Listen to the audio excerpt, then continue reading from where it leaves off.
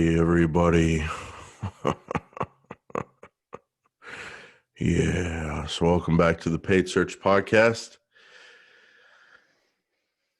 Gonna take a break from Jimmy, maybe for a while, maybe good. just this week. We'll see. I Oh, hear a good. lot of cheers. I hear a lot of cries out there, Chris. I'm not really sure where to Yeah. go with that one, I'm but hey, we'll figure it I'm out. cheering. You're cheering, but I'm hearing a I'm lot of cheering. cries from the audience. Where was it this week? Where was it? We need more Jimmy. I don't know. We'll see. If you guys really miss Jimmy, show us, email us, message us, tweet us, Facebook us, whatever. And Jason, I'm gonna bet we don't hear a lot of "we miss Jimmy." Just my thoughts. Just your hopes, yeah. So, Chris, we're here. We're recording. This is a podcast about Google Ads. If you're new to the show, buckle up. If you're back with us from day 1, day 7, day 300, Stay whatever, buckled. stay buckled up. We appreciate it. And a lot of excitement, Chris. I'm getting a lot of feedback about the Thursday show we put out, the Q&A. So really appreciate you Yeah. guys sending in your questions. A lot of good feedback from that since it came out. And send in your questions at paidsearchpodcast.com on the contact page. Now, Chris, let's get started on today's episode. I'm very excited. This is a passionate topic of yours. We're going to be talking about overmanagement. We're also going to be giving some ideas on what you should be spending your time doing when you save some time, when you prevent yourself from overmanaging. But we will get into all of that on today's episode. But Chris, why don't you start us off with a word about Optio? Yeah. You guys, you want to be smart. You want to be like Jason, award-winning Google Ads manager. I'll tell you how you do it. First, put in 1,000 hours a week. Oh, you can't do that? Oh, you literally don't have time? Like that doesn't even exist in this world? There's not 1,000 hours in a week? Well, I got news for you. Then it's not possible, except if you try Optio.com/PSP. That is the super winning hero level software that winners like Jason Rothman use. Opteo.com/PSP, and you can get a 6-week extended trial. That's 2 extra weeks for you to tappity tap on the keyboard and find out all the cool things that this system does. It doesn't automate. It helps you make better decisions, get things done faster. You jump into Google Ads, you need to add negative keywords, you need to change ad copy, you need to do all kinds of things on a regular basis about managing a campaign, making sure that your money is worth it. And how can you get it done faster? You use a smart software like Opteo. Opteo.com/PSP to get more done quickly in Google Ads. Thanks, Chris. And I want to share a message from a friend of the show, Kyle Solarud. Chris, we've gone 2 days a week now with the Paid Search Podcast. We are getting requests for 5 days a week. And then beyond that, I am getting some requests for a morning and afternoon session, Wow. 5 days a week. So people want their Google Ads fixed, and I'm pushing Chris. No. One day I'm going to get them to 5 days a week. For now, we're at 2, and guys, just trust me on this. I pulled a lot of strings. It took a lot of effort to get them from 1 to 2. And one day we'll go to 5. But for now, I've got good news. I want to tell you about another podcast we recommend, and it's published by our friend Kyle Solarud. It's called Google Ads Strategy with Kyle Solarud, and you can find it in any podcast player that you use. Wherever you listen to podcasts, just search for Google Ads Strategy with Kyle Solarud. One thing Kyle did with this podcast is he started by answering the most common questions about Google Ads. So if you go back and you start with the first episode, you're basically getting a free intro to Google Ads course within the first 30 episodes.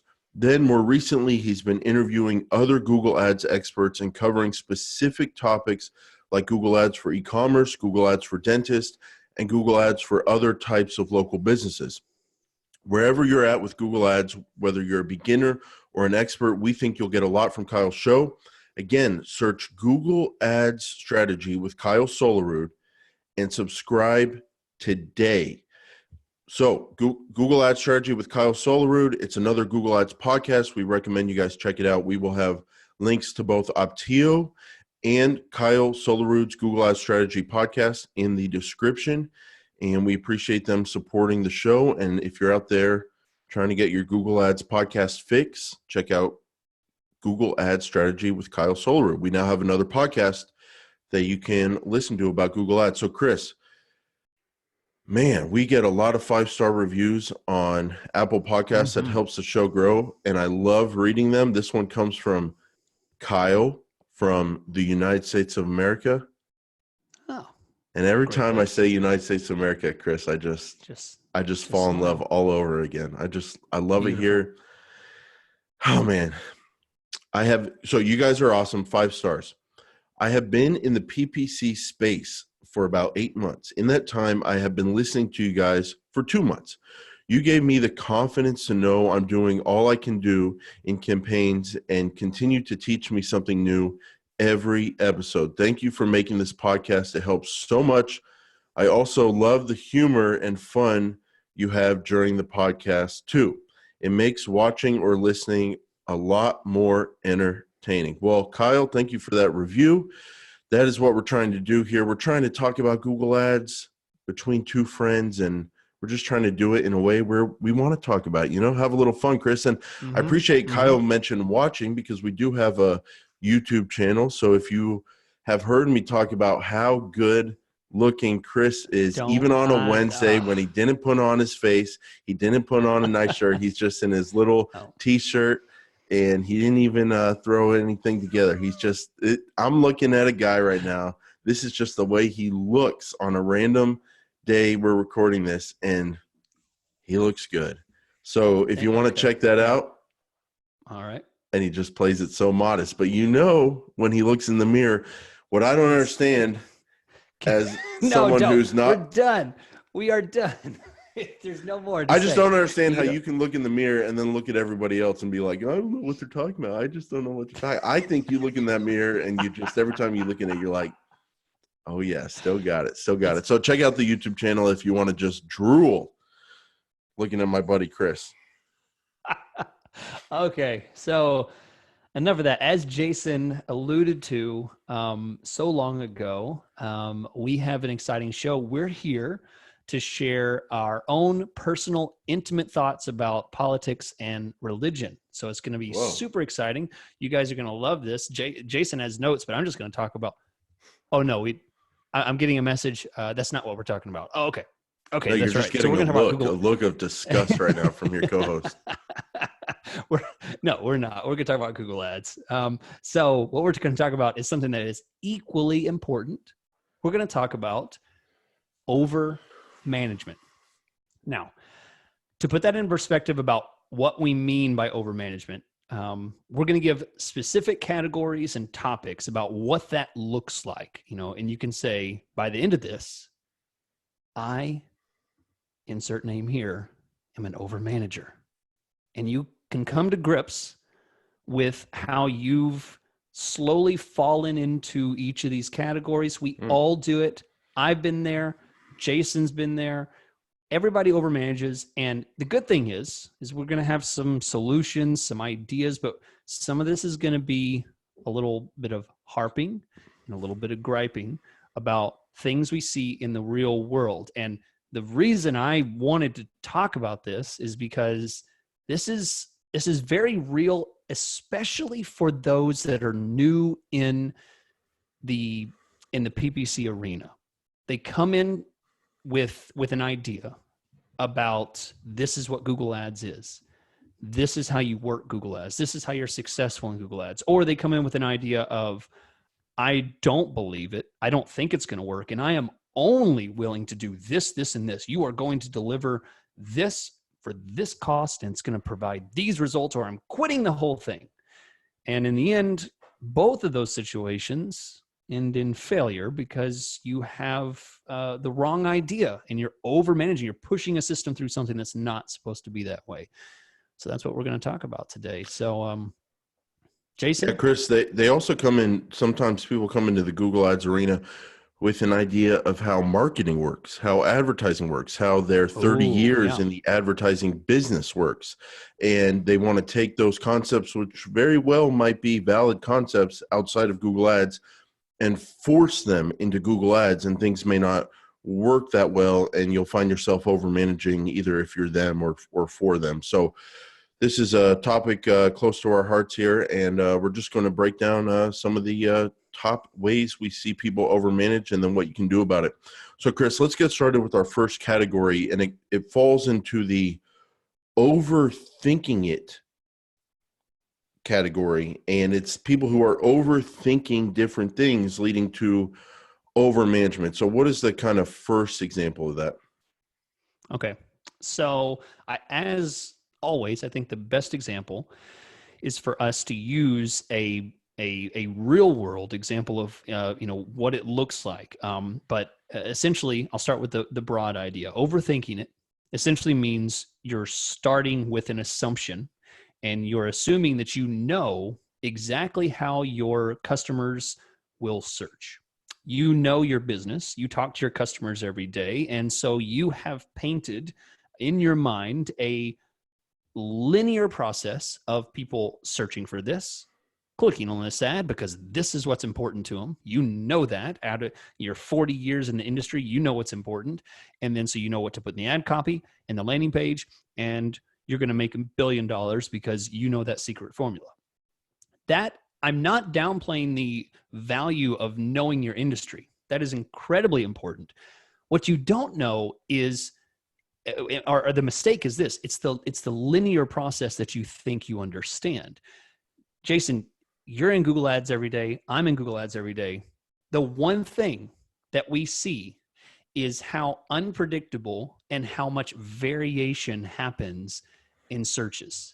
It blows my mind. Some of the most straightforward approaches to what a search should be. If someone wants product A, you think, I'm going to put buy product A as a search, and the person will search buy product A. They click on your ad, they buy. It almost never happens like that. There are a gazillion reasons why they might search for this or that and go all around a giant circle around it before they come to the point. And that's what overthinking it. That's what assuming that you know what things look like and why that usually fails. So the way that manifests itself with overmanagement, and at least in when you're starting off a campaign, is choosing very specific restrictive keywords. And so do you have like an example of that in an industry?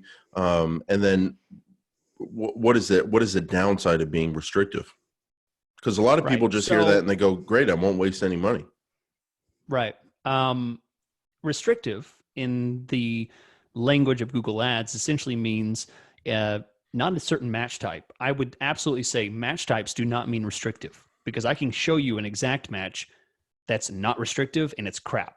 For example, shoes. Put the exact match shoes on there. You say, that's a restrictive keyword. No, it's not. You just spent $1 billion and you just wasted all of it, because no one is going to buy just by searching for shoes. I say no one, but very small percentage. So that's not what I mean. I don't mean a match type. I mean very restrictive in the fact that you are choosing long tail, multiple words to identify exactly how someone's looking for a product. So one example is, let's say you have a software that provides a very specific service and you are interested in providing this service for professionals.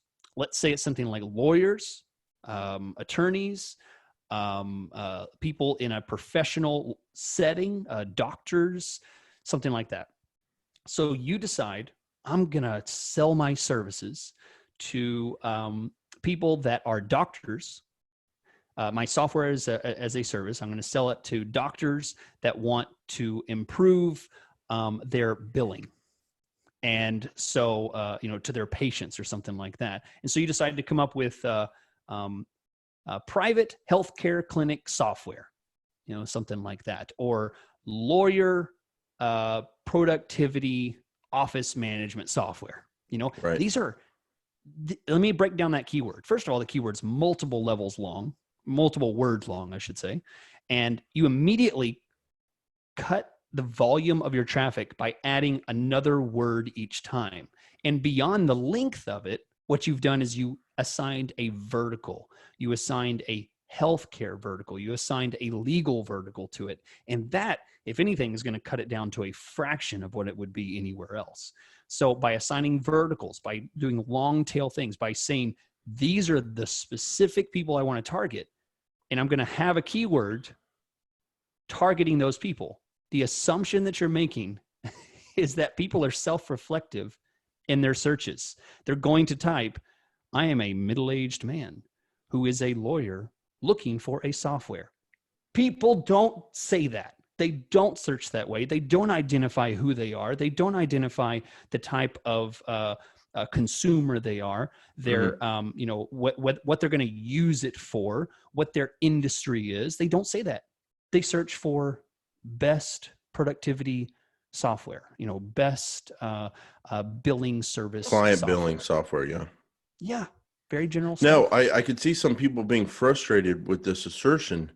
And is this because they will say, well, no, we don't want to just show up on client billing software because we only do the legal industry. So what would you be telling them, like, well, we'll get there 2 years from now when we prune all our keywords and we find the keywords we need to be able to spend your full budget. But when starting out, are you for starting that open, even if they tell you it's only for legal, something like that? Typically, yes. My best approach for something like this is we need to have a multifaceted approach. You need to have a broader scope where you're gathering general searches in this area. And then you have, what I like to do is base it on benefits or features of your product that people within that industry would be interested in. So for example, if it is a healthcare type of thing, focus on the fact that it is electronic healthcare billing, invoicing, you know, something like that, something that's going to be specific to that industry, that is a feature of that industry, that's an add-on to that industry, but it doesn't specifically say software for hospital. Nobody's going to search software for hospital. They're going to be searching for electronic healthcare billing invoicing system, you know, something like that.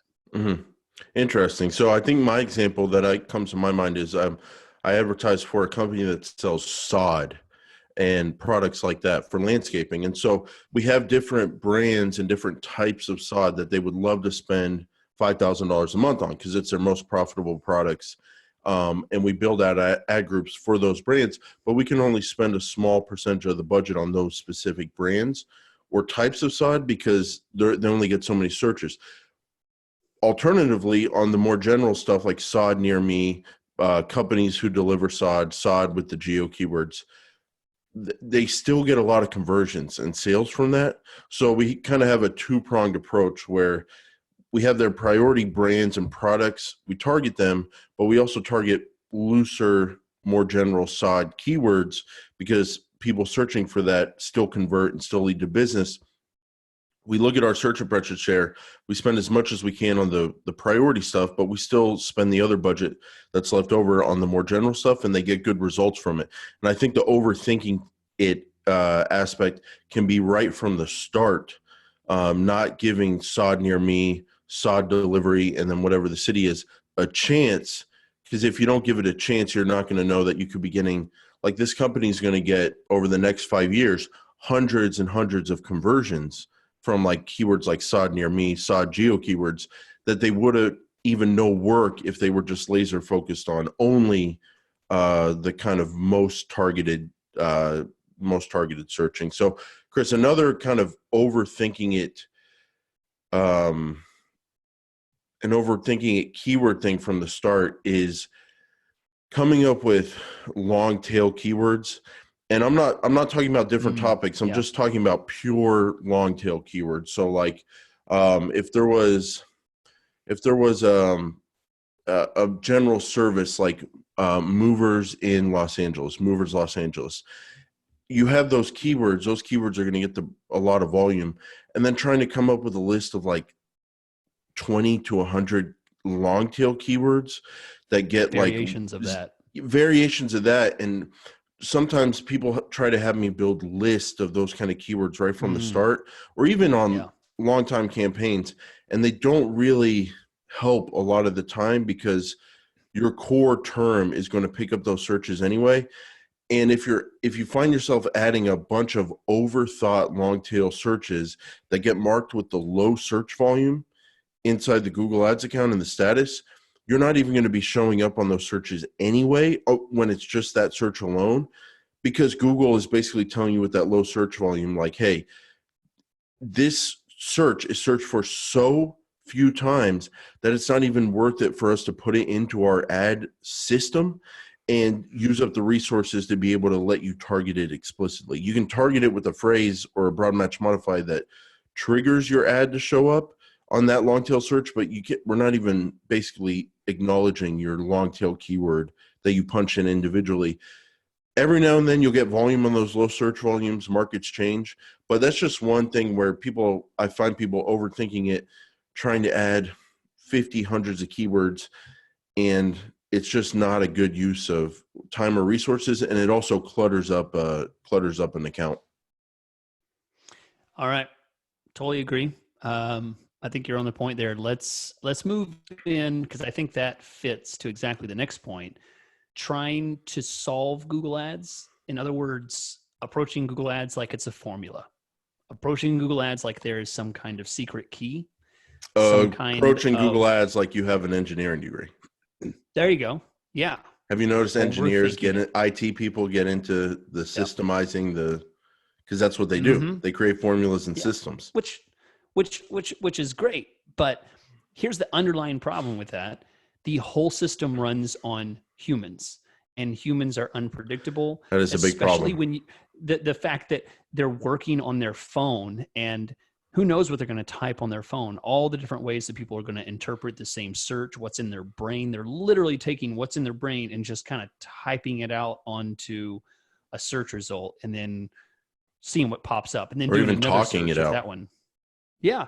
Doing a visual or a vocal search straight from their phone. So this is particularly frustrating because I think this thinking happens a lot when people want an easier solution to something that is very organic and very complex. Like if you put exact match in one ad group, phrase match in another ad group, broad match modified in another ad group, then you'll get great results. That's the secret. As if there's some kind, guys, I'm going to say this, but I'm still going to get the same question. You guys aren't going to believe me. I'm going to get real close. Okay. Turn up the volume. I'm going to tell you a secret. There is no secret. There is no secret to Google Ads. Okay. Hey. I'm trying to sell a course here, Chris. That's not a good. I'm trying to sell a webinar here. This is not going good for me if I don't have a secret. So can you please rephrase that? The fact that I say there's no secret doesn't mean there's not a formula for success. But what the formula is not a rigid. The formula is there is no formula. There is no formula. That's exactly. There you go. Boom. Oh, damn. How can I sell this? How can we sell a non-formula? How can I make a webinar about not having a formula? But yeah, that's it. One example. I'll give you one example, Jason. I'm sure you have others. DKIs, dynamic keyword insertion. That's a system that people use in the ad copy.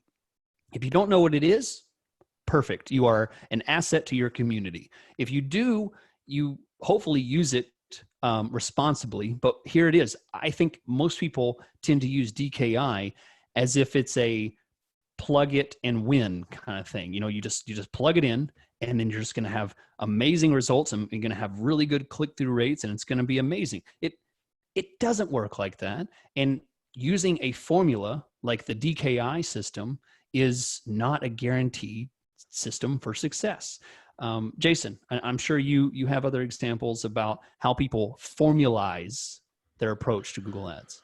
Oh, I think SCAGs, of course, are one. I think when I think of overthinking it and trying to create a formula for Google Ads where that can get you in trouble, I think there's two ways to break it down. There's trying to over-formula it when it comes to setup, when it comes to things like phrase match in one ad group, exact match in another. And there could be reasons why that works for someone, but I think it would have to be more of a, this is why it works for me. This is why I'm doing it. I'm testing something versus, no, this is just the way I set it up and it works better.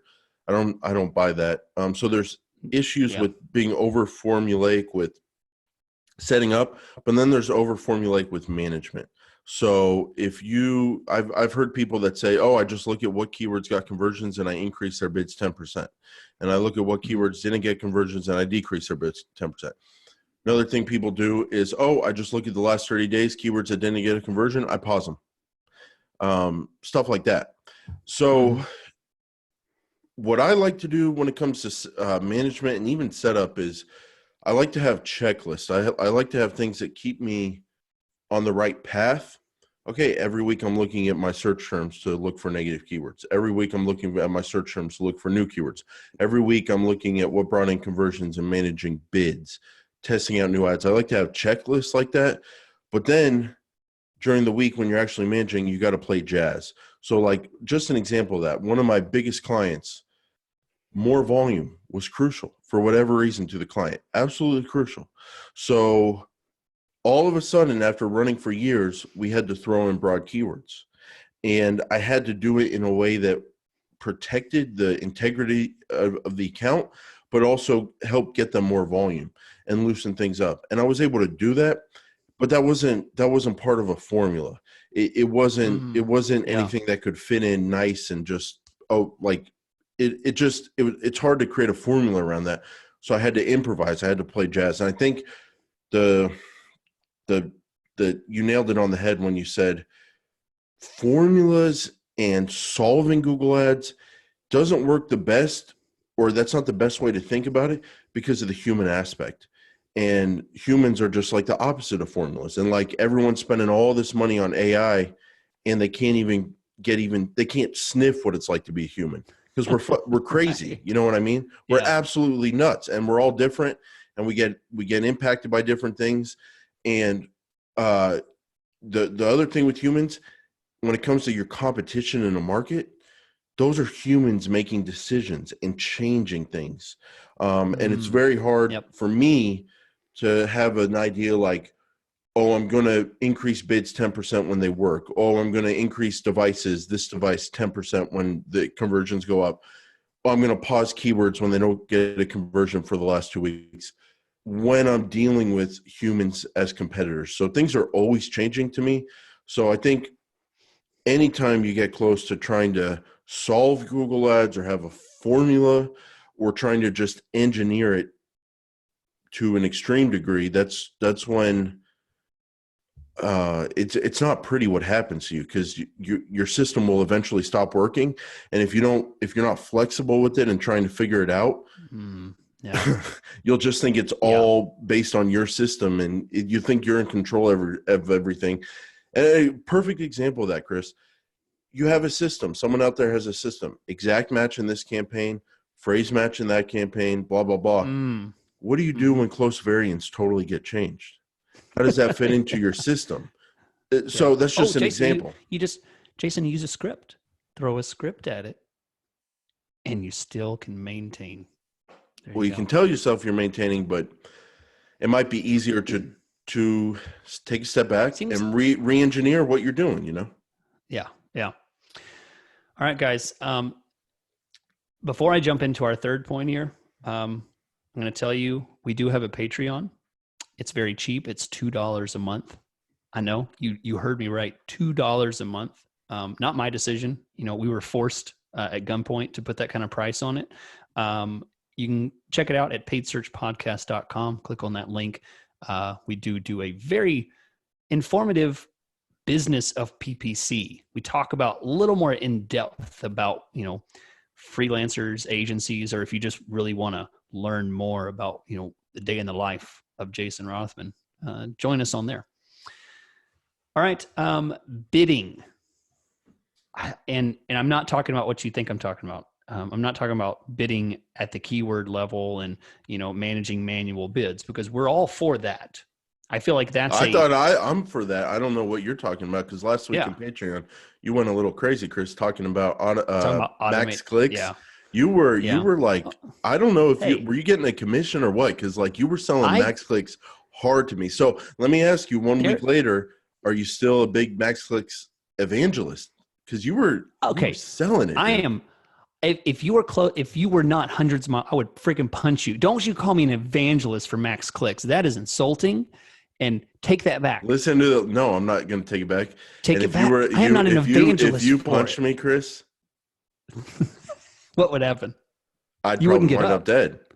Yeah, because I would punch you back, and then you play dirty. Yeah, that's right. You don't go for fist fights too long. Yeah, you just would take me out. So I'm glad we're not next to each other. But sometimes I do fantasize about how cool it would be to go to the studio once a week with my buddy Chris and do it in person. Don't ever say fantasize to me. So sometimes I lust for a studio situation. Wow. Okay, I didn't say fantasize. I'm a walk-in thesaurus, Chris. I should have known and not to. Okay. So no. Anyway, what's this about max clicks? Give me an update here. No. Hey guys, you want to hear my answer? $2 a month. Thanks. We'll talk then. Okay. So secondary bidding, metrics is what I'm talking about. I'm talking about demographic bid adjustments. I'm talking about audience bid adjustments, device bid adjustments, ad schedule bid adjustments, or completely cutting ad schedule to a very small time frame. That's not based on the fact that you're running out of budget, that you only have a 20% search impression share or something like that. But I'm talking about making big cuts, deciding specifically on that, not because you have the data to prove it, but because you jump into Google Ads and you make the assumption that the only thing that's going to be useful to me is desktop. Anybody that's going to have money is going to be on. I don't want any of those phone searchers to. So you're saying overthinking it is getting in there too early before you have data, and saying, yes, hey, we don't work with a lot of people in the bottom 50% of income, so I'm going to put negative 90% on there. And so you would say, as a Google Ads manager, like, yes, I know it says 90 bottom 50% of income. However, could be someone else's computer. They could be wrong about that for an individual. We don't really know what it's based on. So just give it a chance to let the data show.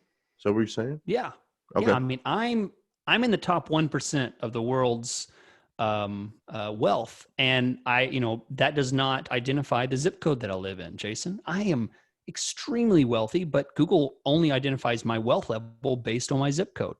So guys, I'm joking. Okay. Joking. But that's an example of why you can't make broad assumptions and just cut things. I think the demographic income metric is a perfect example. I hear people say all the time, I'm going to cut the unknowns. A demographic, I only want people that are 35 to whatever, and I'm going to cut all unknowns. These broad cuts without the data to prove that it's not useful, that it's not valuable for you, is a bad idea. So broad, early big adjustments on the secondary option. So give you an example of that for my own business, Chris. I do a lot of remarketing, and it works out great. And one thing I always have a thought of is, I have a budget, I have a big remarketing list. Should I just be spending this on desktop where people can fill out the form easier, where people are doing research sitting down at their desk in their office, and they're looking for someone to manage their Google Ads, and they can read through my site and get to know me, and they're sitting in an office desk doing research for that service, or can once they click on my ad.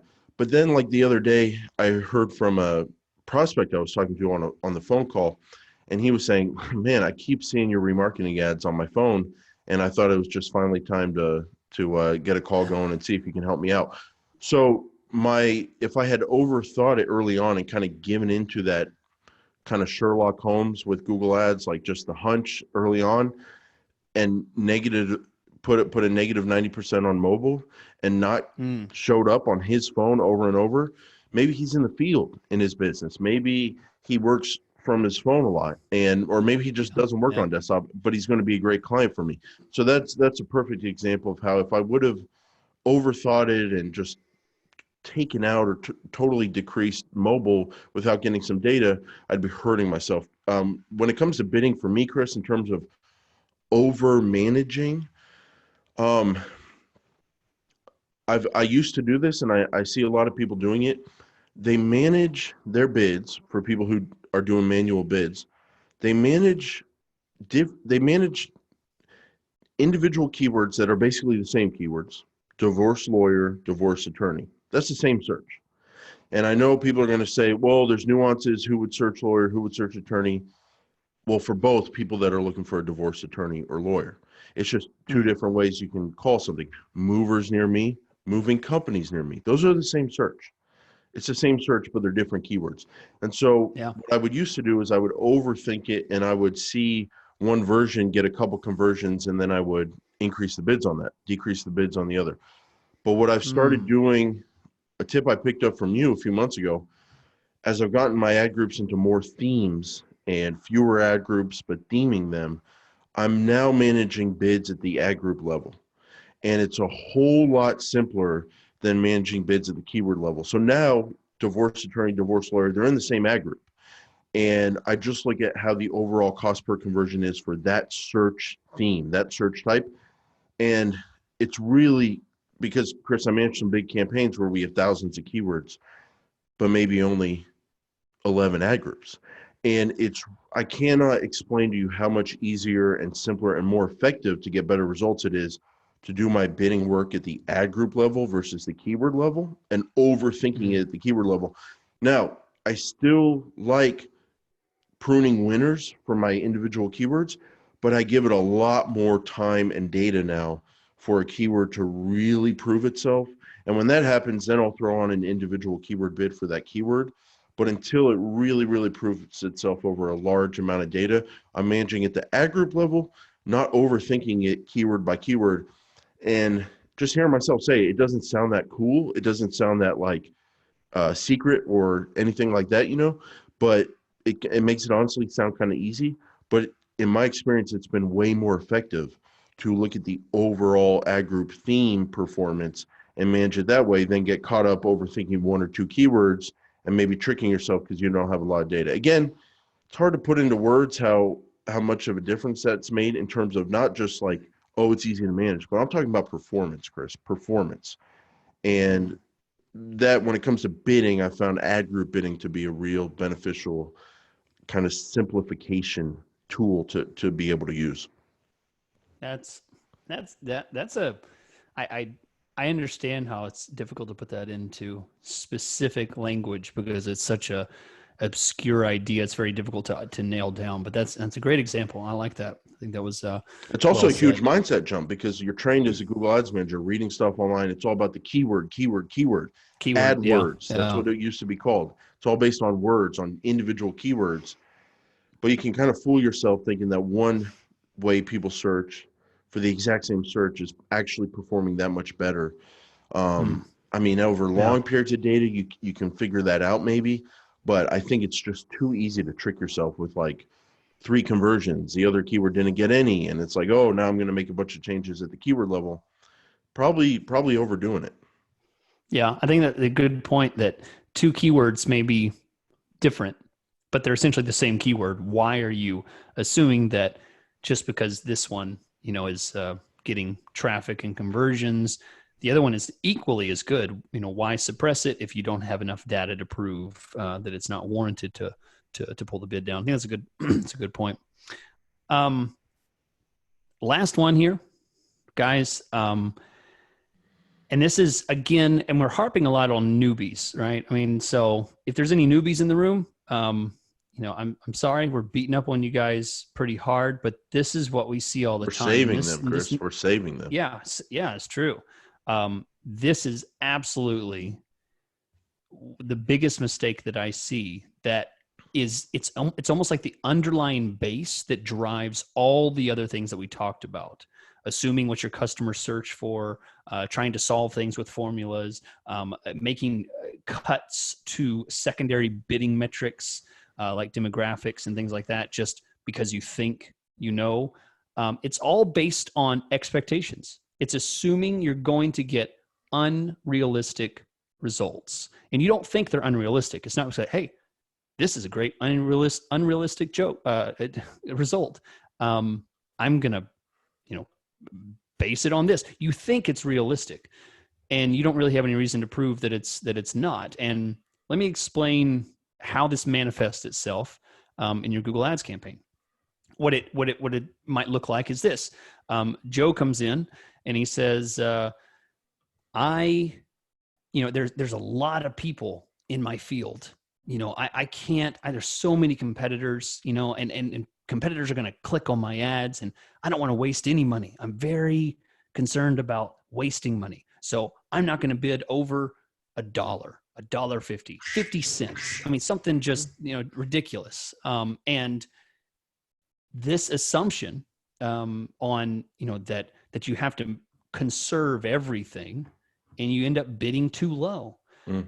Or you say, I am not going to run. Every marketing campaign I've ever done has been incredibly successful. I've always made a huge return on my investment, and I expect the same thing of here. So I'm going to put a target CPA, a target cost per acquisition in place of $50, because that's what I have to get leads at $50. And you know what the system does? It's basically like running a car engine without oil. It's going to just grind to a halt. It's not going to do anything, because a target CPA that's below what it can maintain is just going to stop. These are examples of a manifestation of unrealistic expectations for your Google Ads campaign. Yeah, Chris. And sometimes, like, what if you are tracking calls that last longer than a minute? But what if every month there's 5 calls you get every month that last 0 to 30 seconds, where a customer calls you and you go, hey, I'm on the other line. Let me call you right back. What's your name? What's your number? I'll call you right back. Or you miss their call, but then you call them back, and your reported conversions are lower than the actual benefit you're getting from your Google Ads campaign. That must happen. It happens all the time. Another example is someone does a search.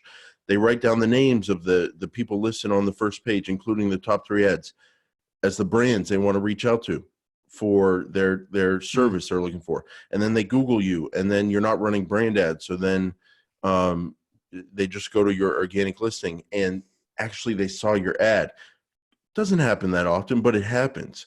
So if you're too overthinking what your exact cost per click needs to be, what your exact cost per conversion needs to be, you could be hurting yourself. Another example of that, Chris, I have a client who overthinks, like they overthink their position. They want to see themselves their number one week, but then the next week they ask why their cost per click is so high. And so it's having kind of not right expectations, like trying to focus on 2 different goals. So that's another way it can screw you up. And then I think the biggest overthinking it the wrong expectation that can lead to a lot of overmanagement early on is thinking that Google Ads is going to work in the first month, the first 3 months, the first 6 months, maybe even longer. Yeah. It doesn't. Chris and I run some campaigns that have been running for years. And I guarantee if you looked on a chart of like which clients are getting the best results, that'll correlate with the ones that have been running the longest. And the more data managers like Chris and I get, the more data the machine gets, Google Ads, the more data the clients get, the advertiser, the better the results get. And it kind of builds on itself. And there's even something in that probably with quality score and the age of an account. So probably there's got to be something to that. So going into Google Ads thinking that it's going to work the way your buddy told you it would work, the way this other guy who's running Google Ads and he told you how great it's working, the way for you to think that's going to work like that just in the first 2 weeks or the first month, and then trying to force it to work like that and leading to a bunch of overmanagement, even the first 3 months, and dare I say, Chris, the first 6 months or a year, that can really mess up your management. And if you more so kind of take it slow, try to put wins up on the board, try to build on itself, try not to overdo it with your budget. You don't need to spend what you think you want to spend in the first 14 days. You can take it a little slower, see how it's performing. I think if you have kind of an expectation that Google Ads is going to be a part of your business for the rest of your business life, for years, for the rest of the time you're in business, if you take that approach, it'll lead to a lot more effective management, and you won't try to force the results early on, which leads to overmanagement, which leads to bad performance. So I would just expect to be doing Google Ads forever, because think about Google Ads, it works. It really does work. And it's just a factor of making it work. But how could it not work for any business at some level? How could it not work for that's anybody at some level? There's got to be a level that works for you. That's the thing. I mean, to wrap all this up, and to put a bow on the top, I'll say this: there's one expectation that you can have for Google Ads that is the only. I would venture as far to say the only marketing that you could pay for. I would say probably PPC, or maybe within the PPC realm. So not specifically Google Ads, but when it comes to PPC, there's one thing that you could have an expectation for that you would not fit anywhere else. It would not be an expectation that you'd be able to hit or expect anywhere else. And it's always a realistic expectation. You will get data. You'll get information. You will learn something every dollar you spend on Google Ads. It doesn't matter if you do a bad job or a great job. It will still be data that should be actionable, that you can take and run with. You'll learn something from the moment you spend $1 to the moment you've spent $100,000. There's always data to be gathered. There's always information. You can make decisions. That's the true one realistic expectation that you can put on Google Ads, is that you'll learn something. something. Yeah, great point. So Chris, we hope you guys enjoy this episode. Speaking of learning things, we have our first 100 episodes available for sale at paidsearchpodcast.com. On the archive page, it's there in the menu on the archive page. You can get those episodes, and they'll be all yours, the first 100 episodes. And if you're a Patreon member, we have a special link for Patreon members where you'll get a discount at that store. So, Chris, I also want to thank Kyle Solarud. Kyle Solarud has a great podcast we recommend, Google Ads Strategy with Kyle Solarud. Search for it in your podcast player. He's got some awesome episodes. If you need more Google Ads content, you want more Google Ads content, I'm telling you, this is the exact kind of podcast you've been looking for. What is the best way to use frequency capping? How can small businesses compete with big brands? How quickly can I increase my budget without throwing off my results? Not getting any views on my YouTube ads, what to do? All those kind of hardcore advertiser questions. Also, it's great for beginners. You can learn a bunch about Google Ads, and he's also bringing on experts and doing interviews as well. Google Ads Strategy with Kyle Solarud. Search for it in your podcast player and enjoy Kyle's podcast about Google Ads. Yeah, guys, and we've talked about our Patreon, and these, our Patreon people are in the business of Google Ads. They're hardcore. They're in it every day, and I see people testifying about Optio. Yep. I see people talking about it. This is a system that our listeners use, Jason and I use, and it's a great system for an asset to getting things done in Google Ads. It's all about just a little bit of help. It's all about something that can get you just past the initial, like, what do I focus on? What do I do now? Should I change keywords?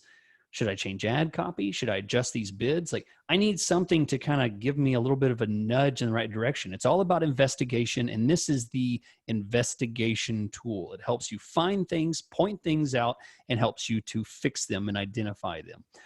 Optio.com/PSP for a 6-week extended trial. Just listen or just use the chat box on there and say, hey, I'm a paid search podcast listener, and I would like to have a free trial for 6 weeks, and they will hook you up. So we appreciate them for their sponsorship, and we appreciate our Patreons because we're just about to chat with them. Literally right after the show, Jason and I kick off a usually 20, 30-minute discussion, a little more free, a little more loose. I get to sit down. Jason allows me to stop standing because my legs are extremely tired from the amazing heavy lifting that I've been doing. Just incredible.